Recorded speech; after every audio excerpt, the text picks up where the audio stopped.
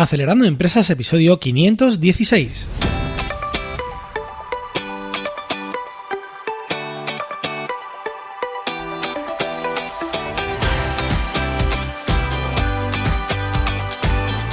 Buenos días amigos y bienvenidos a Acelerando Empresas, el podcast de lunes a viernes sobre las técnicas que aplicamos en las aceleradoras de empresas para ayudarte a conseguir el éxito en tus negocios. Soy Fran Guillén, director de Impúlsame, una aceleradora de empresas de la economía digital y la economía real, y será un placer acompañarte hoy, lunes 8 de junio, en este episodio número 516, en el que hablamos con Pere Rosales, un gran experto en innovación corporativa, autor de Estrategia Digital, publicado por Deusto, y fundador de Inusual, su empresa en la que hace este tipo de servicios de innovación. Pero antes, recordaros que visitéis la web acelerandoempresas.com, donde tenéis cursos prácticos en vídeo, masterclass de expertos y también el servicio ahora de asesoramiento para búsqueda de inversión que ofrecemos desde Acelerando Empresas y del que podéis informaros en info@acelerandoempresas.com. Y bueno, sin más dilación, comenzamos ya con el episodio de hoy. Pere Rosales es graduado en diseño y ha estudiado en Harvard, MIT, IES, EADA y ESIC, además de la Universidad de Barcelona. Un pedazo de currículum, pero aparte, no solamente esto, Pere es fundador y CEO de Inusual, una firma global de liderazgo de innovación presente en Boston y en Barcelona, con clientes tan importantes como AXA, Bayer, CaixaBank, Inditex, GSMA, Roche, SEAT, Naturgy o Sanofi. También es autor, él escribió un libro llamado Estrategia Digital, publicado por Deusto en Planeta con 9 ediciones, y ahora está en el prelanzamiento de su segundo libro, El líder inusual, que publica justo en este mismo mes de junio. Así que pues para que nos hable de toda esta experiencia innovando por todo el mundo, lo tenemos aquí, y también por supuesto para que nos hable de su libro, así que le damos la bienvenida. Buenos días, Pere, ¿cómo estás? Muy bien, muchas gracias, Fran, gracias por la invitación. Bueno, un placer tenerte aquí, amigo, y bueno, ya sabes un poco que yo soy también un pirado de la innovación, así que encantado de hablar con estos temas contigo. Y si quieres, pues empezamos un poco desde el principio para que te conozcan. ¿Cómo te metes en este mundo de los innovadores? Pues mira, yo le llamo casi como ir tirando de la cuerda. Desde que empecé en mi carrera profesional, al acabar el servicio militar prácticamente ha sido la misma cuerda que encontré. Empecé a trabajar en una empresa multinacional, trabajando primero en el departamento de producción, luego calidad, luego diseño, luego comunicación, y estuve allí 13 años, acabé como director de comunicación interna y externa, y ahí empecé a trabajar en temas de cultura y también en temas de marketing, o sea, comunicación tanto interna como externa, ¿no? Y eso me dio una visión, digamos, muy global, que me sirvió muchísimo cuando salté al otro lado. Digamos, después de 13 años me pasé a ser proveedor, y un proveedor me fichó, digamos, para montar una agencia. De ahí montamos una agencia de estrategia, luego pasó a ser de estrategia digital, y finalmente hace 6 años pues decidí pasar de la estrategia digital a la cultura innovadora, simplemente porque cada vez que iba a los comités de dirección me iba encontrando el mismo problema en todo momento, que era cuando había una novedad, había algo que era nuevo, que normalmente tenía que ver con la tecnología o con algún proceso nuevo, siempre había el mismo freno, que era la gente no quiere hacerlo, o la gente no lo entiende, o en esta empresa esto va a ser muy difícil. Y siempre nos encontrábamos con esto, y al final, pues tirando, nos encontramos con que el tema de la innovación está muy bien si te viene de fuera, pero hacer la innovación desde dentro es muy complicado. Cuando en realidad hoy en día, si no innovas desde dentro, entonces sí que vas a tener un escenario complicado, porque necesitamos, como bien sabemos todos, esta actitud innovadora que haga que la gente, en lugar de ponerse a hacer solo su trabajo, se pregunte cada día: ¿y esto cómo se podría hacer mejor? ¿Y qué es lo que no hacemos que deberíamos hacer? Y así me metí en el mundo de la innovación, casi sin querer. Muy interesante. Oye, pues la verdad que ha sido toda una aventura, un periplo, hasta llegar a donde estás. Desde luego habrás vivido muchísimas experiencias, alguna vez si no las cuentas hoy, pero también me gustaría que termines un poco contando esta última versión tuya, en esta versión de escritor, ¿no? Y ¿cómo ha sido esta experiencia de publicar tus propios libros al respecto? Bueno, como tú dices, al principio el primer libro que publiqué lo publicó Planeta, Deusto. Fue un placer. Bueno, ellos me llamaron porque me vieron por televisión en el programa Redes de Eduard Punset, que en paz descanse. Pues me invitaron ahí, Planeta me llamó al día siguiente y ahí me encargaron un libro. Yo no me había planteado en la vida hacer un libro. Entonces me dijeron, oye, de esto que hablaste en el programa de ayer, queremos que hagas un libro. Entonces, al principio le dije que no, pero luego al cabo de poco tiempo me decidí y dije, venga, va, que sí. Y hice el libro entre julio y diciembre de 2010. Y al final fue una experiencia muy grata, pero fue como el parto de la burra, por decirlo así, hablando coloquialmente, porque realmente el peor cliente que puedes tener es tú mismo, y cuando estás escribiendo eres tu propio crítico, ¿no? Roger Domingo hizo un trabajo de edición excelente, me acompañó en todo momento y me sirvió para saltar de novato a autor, que afortunadamente, pues bueno, el libro ha tenido un cierto éxito y ha entrado pues no solo en empresas, sino también en alguna universidad. Y entonces, bueno, estrategia digital es uno de los básicos, digamos, de aquellos tiempos, ¿no? De hace ya 10 años. Y me quedó un poco la vena de decir, oye, y si tú tuvieras que hacer un libro ahora, no porque te lo pidan, sino porque tú creas que tienes que contar algo, ¿qué harías? Y esto coincidió con mi etapa el año pasado. Llegamos aquí a Barcelona de nuevo, pero después de estar 2 años viviendo en Boston con mi familia para montar la empresa allí, y algo de lo que queríamos hacer era escribir, y queríamos desde la empresa montar un libro con todos los aprendizajes de haber estado durante, en aquel tiempo, 5 años, 6 años ahora, haber estado ayudando a grandes organizaciones y a líderes de organizaciones a conseguir que la gente cambie la actitud de una actitud pasiva a una actitud creativa y a una actitud innovadora, ¿no?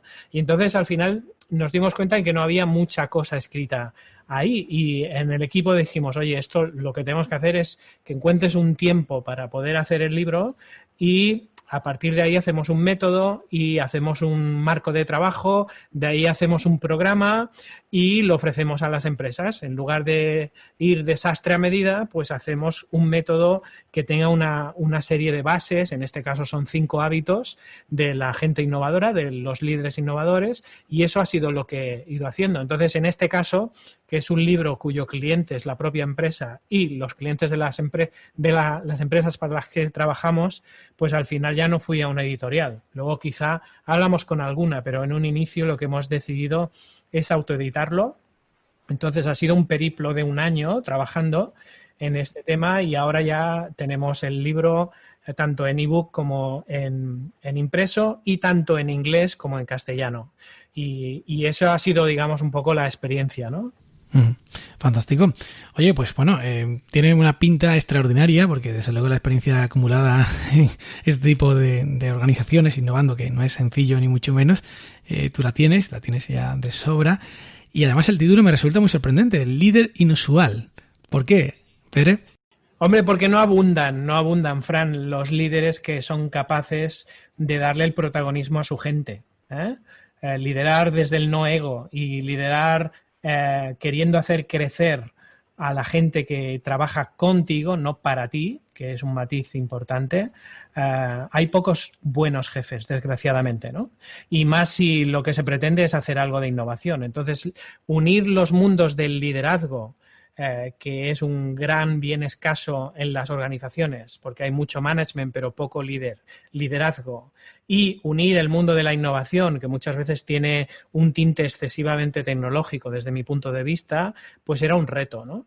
Y entonces encontrar a alguien que sea capaz de poder hablar desde la tecnología para humanizarla y de poner al alcance de lo nuevo que se puede crear desde la organización, de un equipo que está creciendo y que gracias a esa persona puede cobrar importancia y relevancia, me parece realmente inusual. Encontrar alguien en que no quiera su propio beneficio, sino que en lugar de crear seguidores, cree líderes, ¿no? Para mí eso es un buen líder, y si es un líder innovador, es un líder que hace todo eso para crear cosas que no existen, con lo cual es rizar el rizo, ¿no? Entonces me pareció interesante porque por todo lo que hemos leído, pues bueno, hay cosas, pero realmente falta literatura desde mi punto de vista en que hable no solo de liderazgo, sino cómo engrana o cómo se relaciona, cómo conjuga el liderazgo con la innovación y el cambio en las organizaciones, ¿no?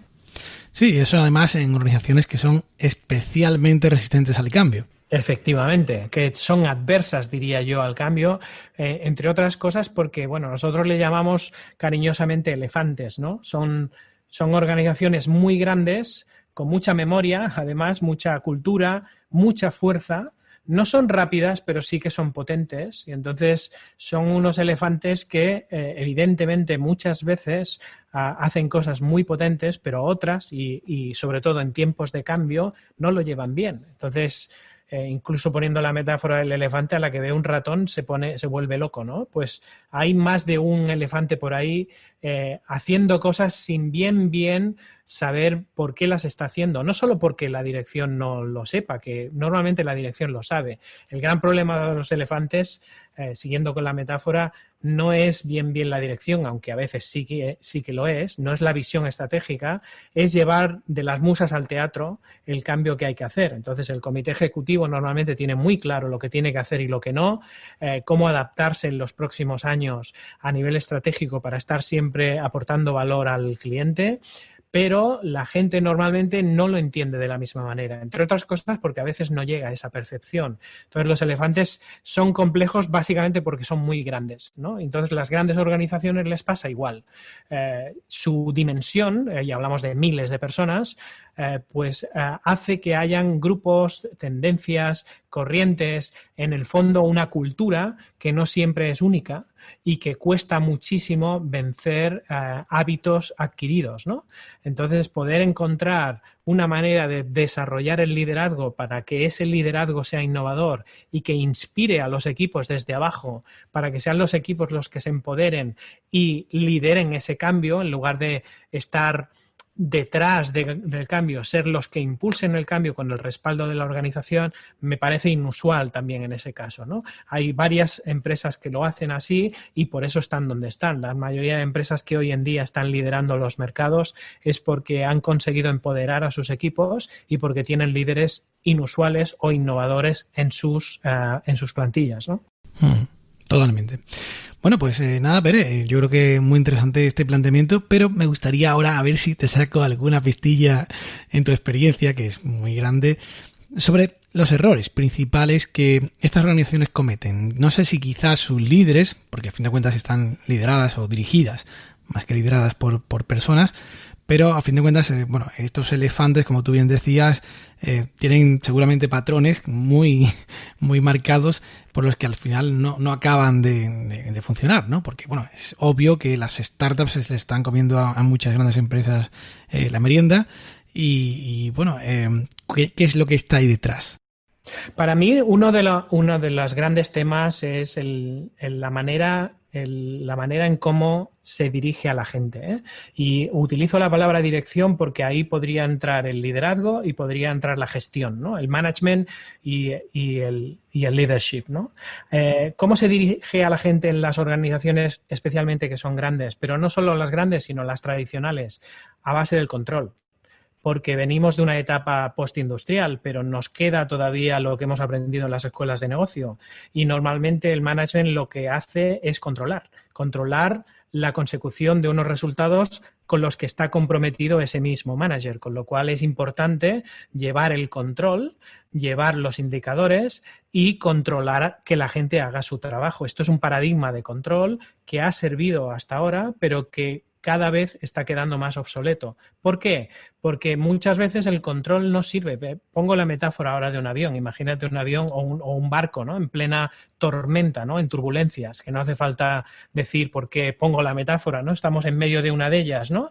Cuando hay una tormenta o cuando hay una certeza a muy corto plazo, no se pueden planificar muchas cosas. Entonces, el control sirve de poco y además, cuando el trabajo no es un trabajo mecánico, digamos, de mover cajas o de rellenar huecos o de hacer muebles, o de hacer piezas, que es producción, sino que el trabajo cada vez se va haciendo más intangible, es más servicios y es más el valor que aportamos al cliente, aunque sea un producto, al final el cliente no compra solo por el producto, sino por todo lo que hay detrás, el valor añadido, pues estamos con profesionales que no solo hacen cosas físicamente, sino que hacen mucho de manera intangible. ¿Cómo controlas eso? ¿Cómo te metes en la mente de la gente y sabes si esa persona está comprometida con su trabajo o no? ¿Qué vas a contar? ¿Las horas que está en la silla? Y eso es un gran error de las grandes organizaciones, que están acostumbradas a controlar a la gente durante el tiempo que están presencialmente o en este caso conectados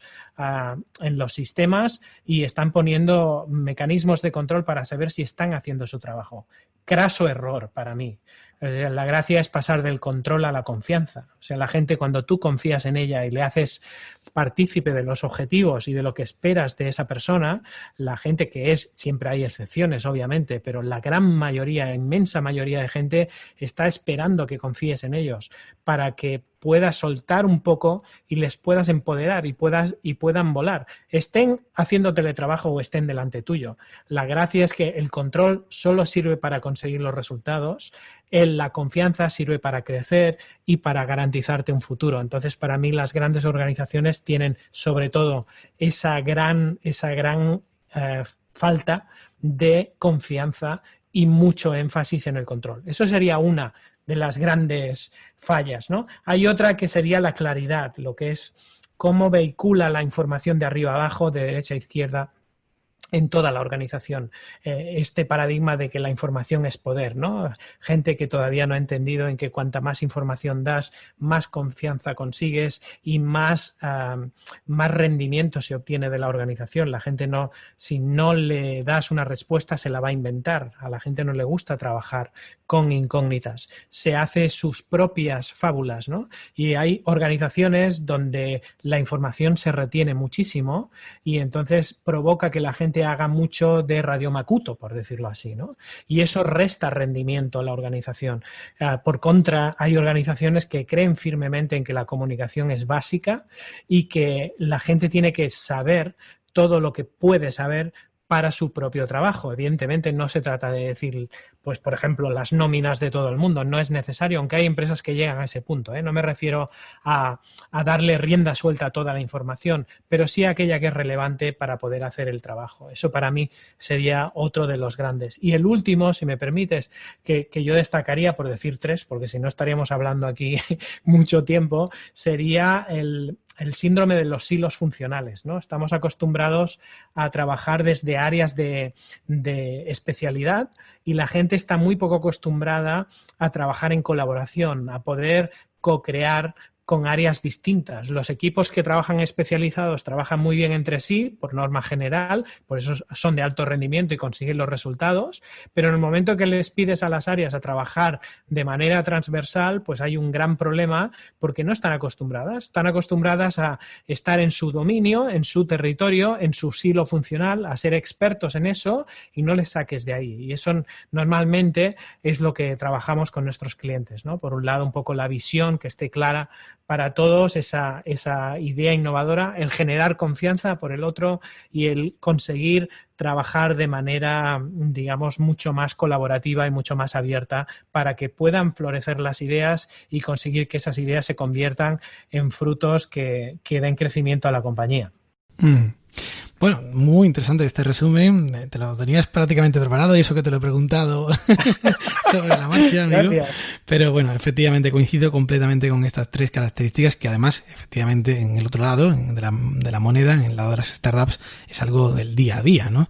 Así que, bueno, efectivamente, como te digo, coincido, pero me gustaría, no sé, si tienes algunos ejemplos o algunas anécdotas que puedas contar que puedan un poco ilustrar lo que estamos comentando, porque igual otras personas no lo tienen tan claro.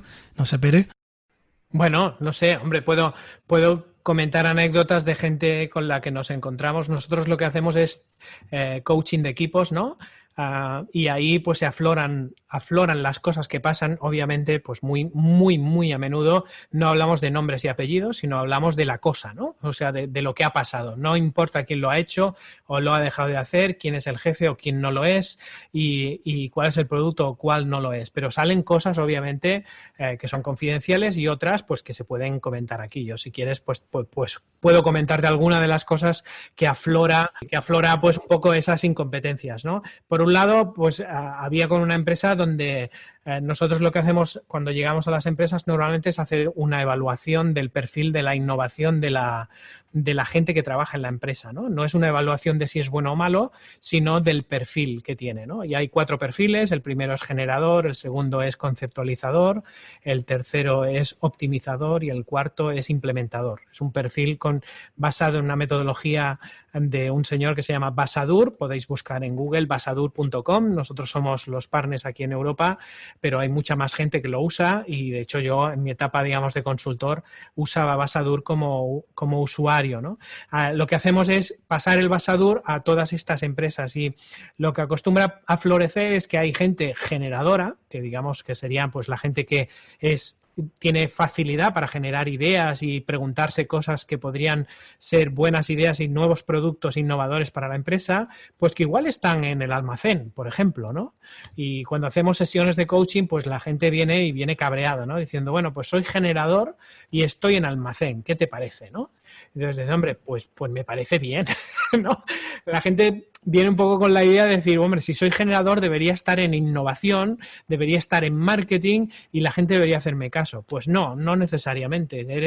Eres generador, lo que tienes que conseguir es que tu jefe sepa que eres generador y que tu jefe le importe lo que tú dices a nivel de cuando se te ocurre una idea, pues que te escuche. Esto sí que te debería importar, porque si no estás en el sitio equivocado. Pero si se te ocurren ideas y las puedes decir, pues es algo interesante porque en el almacén también hacen falta muy buenas ideas, ¿no? Y la gente decía, hombre, pues ahora que lo dices es verdad, ¿no? Este tipo de cosas, la gente viene mucho en la actitud de queja, acostumbra a venir mucho a las sesiones en una actitud, digamos, y no porque ellos quieran, vienen en actitud de queja inconsciente, o sea, actitud de, si quieres, de víctima, ¿no? Nosotros no podemos cambiar lo que se hace arriba, con lo cual yo me tengo que aguantar y yo tengo muy buenas ideas y, claro, yo vengo aquí porque me invitan a un workshop de innovación y yo ahora aquí ¿qué voy a hacer? Porque de esto ¿qué va a salir? ¿No? Y esto es un poco la expectativa, ¿no? Y conforme va pasando el proceso, ¿no? Donde hay varios workshops y tal, la gente llega incluso a pedir traslados de áreas y departamentos o meterse en unos berenjenales porque conecta con su lado más innovador. ¿Y a quién no le gusta innovar? ¿A quién no le gusta hacer algo nuevo? ¿A quién no le gusta ejercer la creatividad, ¿no? Pues la gente encuentra la manera en el trabajo de poder aplicar la creatividad para resolver problemas de negocio, no para pintar de colores las cosas, ¿no? Y al principio, muchas veces, cuando viene la gente, se piensa que esto de la creatividad o de la innovación es hacer, pues eso, pintar con pósters y rotuladores de colores y llenar la pared de post-its, y esto al final no sirve para nada, ¿no? Entonces, cuando ven que eso al final se presenta al comité ejecutivo y el propio comité ejecutivo, en nuestro caso, han habido varios clientes que han llevado a cabo negocios que han salido de un workshop de innovación de su gente, donde a veces ha habido gente de almacén, ¿no? Y que ha sugerido estas cosas y finalmente acaba siendo una contribución al plan de explotación de la compañía, pues realmente es cuando cierras el círculo, ¿no? Y la gente, cuando realmente lo ve, es cuando participa de ello. Tú puedes hablar, se te puede llenar la boca de innovación, de cultura, de que el cliente es el centro. Si tú no haces que la gente se tire a la piscina y nade por sí misma, esto es palabrería.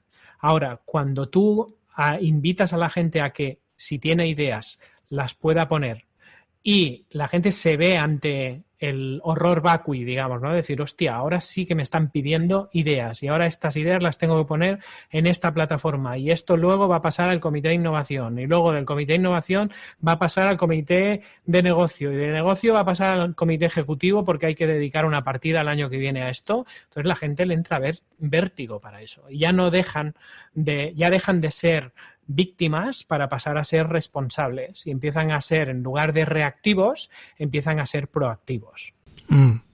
Desde luego, súper interesante. Yo creo que efectivamente la co-creación en este tipo de entornos es clave. Efectivamente también coincido porque he estado en dinámicas parecidas, que cuando la gente critica es muy distinto a cuando la gente crea y cuando se enfrentan al momento de crear tienen pues en fin un momento ahí de temor, ¿no? Decir, oye, ahora voy a tener que pensar de verdad, no solamente quejarme. Nosotros lo resumimos en una frase que es muy corta y se queda muy clara en la mente, ¿no? La gente cree en lo que crea. O sea, si tú le haces crear a la gente, tú vas a hacer que la gente crea en eso. Entonces, ponla a crear a la gente cosas que tienen que ver con lo que tú quieres que crean al final. Sí. Pues muy interesante. Bueno, Pere, pues creo que hasta aquí vamos a llegar porque ya nos estamos pasando de tiempo, pero es súper interesante hablar contigo. Bueno, sabes que Pere está en el plantel de este año del evento Impúlsame, este sexto evento que hacemos el 20 de junio, el sábado 20 de junio, totalmente gratuito, además es retransmitido online, así que bueno, pues tenéis una ocasión más de escucharlo en una charla que va a ser sobre también temas de innovación relacionados y por supuesto su segundo libro que está ya pues al caer en el Líder Inusual y que se publicará en breve. Así que bueno, pues muchísimas gracias, Pere, por todo lo que aportas, por toda tu experiencia que has contado aquí y nada más, ya sabes que tienes las puertas abiertas para lo que quieras. Un abrazo y nos vemos pronto. Muchísimas gracias, un abrazo. Y bueno, pues hasta aquí el programa de hoy. Muchísimas gracias a Pere por participar y gracias a todos por estar ahí. Ya sabéis que podéis escuchar cada día este podcast en iTunes, iVoox, Google Podcasts, Spotify o Spreaker y también recibir gratuitamente las notas del programa por email, registrándoos en acelerandoempresas.com/suscríbete. Os agradezco muchísimo las reseñas, comentarios y valoraciones en iTunes y en iVoox y también cada vez que compartís un episodio en vuestras redes sociales. Que tengáis un magnífico día. ¡Ánimo, emprendedores!